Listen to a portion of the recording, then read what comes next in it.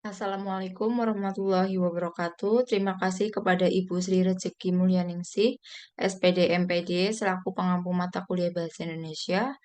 Dalam tugas ini, saya akan mempresentasikan hasil PPT saya yang berjudul anemia. Sebelumnya, perkenalkan saya Ria Gisa dengan NIM 220103109 dari kelas 2A S1 Keperawatan. Pembahasan materi dari anemia ini yang pertama penjelasan anemia, yang kedua penyebab, yang ketiga gejala, yang keempat pencegahan, yang kelima penyumbatan, yang terakhir referensi. Yang pertama penjelasan anemia. Anemia defisiensi besi adalah kondisi kekurangan nutrisi zat besi atau bisa disebut dengan Fe yang mengakibatkan penurunan jumlah sel darah merah. Anemia terjadi ketika tubuh mengalami kekurangan sel darah merah yang sehat dan dapat berfungsi dengan baik.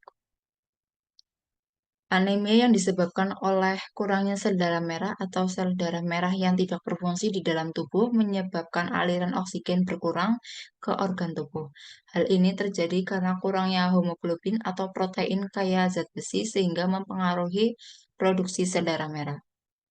Ini gambar dari darah normal dan ini adalah contoh dari gambar darah yang sudah terkena anemia.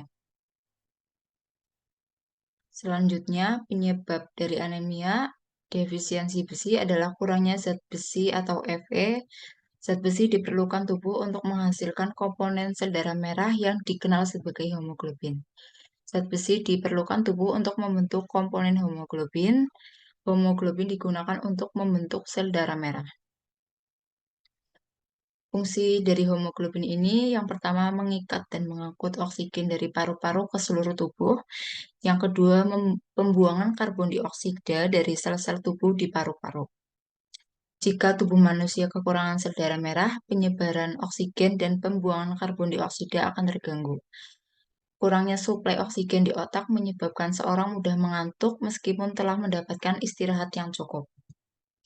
Kurang asupan lauk hewani yang merupakan sumber zat besi, menderita thalassemia, kebiasaan minum teh dan kopi. Teh dan kopi mengandung tanin yang bisa menyebabkan penyerapan zat besi oleh tubuh manusia, menghambat penyerapan zat besi. Konsumsi obat-obatan antasida, antasida yang dikonsumsi sebelum makan akan mengurangi produksi asam lambung, tapi hal ini justru berdampak pada turunnya penyerapan zat besi. Lalu haid terjadi pada wanita secara berlebihan. Darah haid yang berlebihan menyebabnya kurangan darah. Kehamilan, asupan zat besi di tubuh turut diserap oleh janin. Gejala dari anemia ini yang pertama mudah atau lebih cepat lelah, kurang berenergi, muka pucat, pusing dan sakit kepala, lidah membengkak atau terasa sakit, sistem kekebalan tubuh menurun sehingga rentan terkena infeksi. Sesak nafas, sulit berkonsentrasi atau berpikir, kaki dan tangan terasa dingin, sensasi kesemutan pada kaki, sakit pada dada, dan terasa berdetak dengan cepat. Kuku menjadi mudah patah, rambut rontok, dan nafsu makan yang menurun.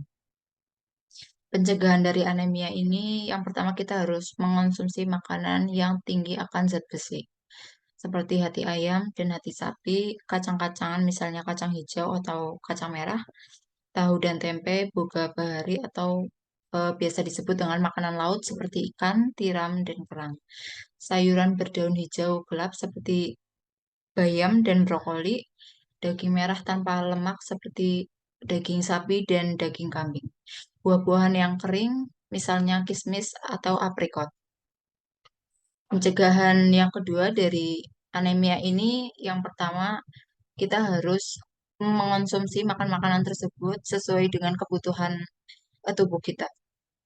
Yang pertama, bahan makanan dari tempe dengan jumlah kandungan per porsi yaitu 5 mg, tomat 2 mg, bayam 2 mg, hati sapi 3,3 mg, rebon 10,7 mg, alpukat 1,2 mg, kurma 2,5 mg, daun ubi jalar 5, mg.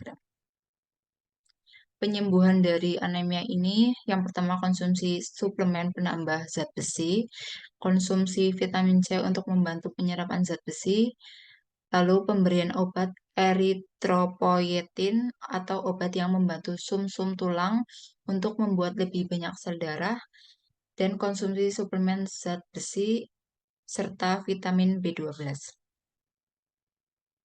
Lalu ini referensinya.